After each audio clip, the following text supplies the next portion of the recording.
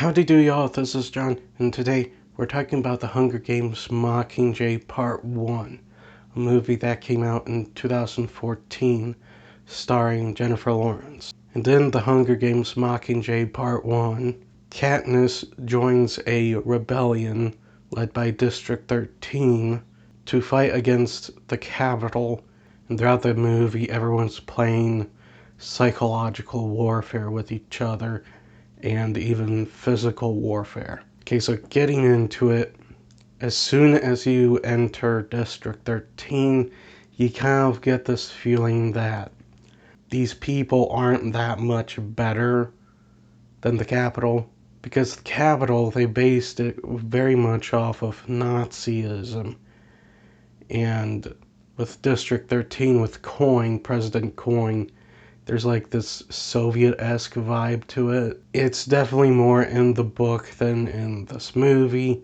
However, it's still there. And communism and Nazism, while they're two very different, they're not good ideologies.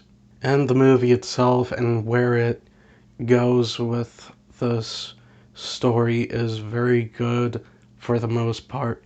There's some stuff that I will gripe about in a little bit, but the bulk of what they did in this movie and some of the changes they made are justifiable. Like Effie Trinket, she died in between Catching Fire and Mockingjay in the books. They kept her alive for the movies. I thought that change was justified because the character they replaced her with is basically Effie-ish. So, to me, it's not a bad change at all.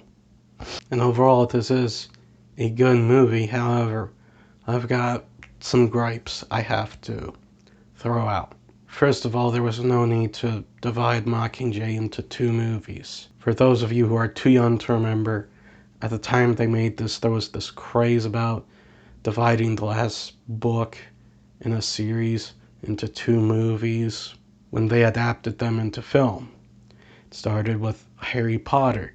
From what I understand, with Deathly Hallows, that was justified because of how long the book was. But immediately after that, they did that with Twilight, they did that with this, and they were going to do that with Divergent. However, Divergent Allegiant Part 2 got cancelled, which no one's missing the Divergent movies at all. Mockingjay, was no point behind it. Mockingjay was the shortest book in the series. While I don't see it as a good 2.5-hour movie, I do see it as a good 3-hour movie. Fortunately, they didn't do that. They divided it into two movies, and I just didn't see the point in it. Because there are stuff they clearly did to pad out the runtime. There's this whole conversation with Finnick Odair going on, while simultaneously there's this special ops mission going on, and they could have just had Finnick do a voiceover during the special ops thing, but instead they cut back and forth between it, and this 8-minute sequence could have been cut in half. Could have been 4 or 5 minutes. That's just one example.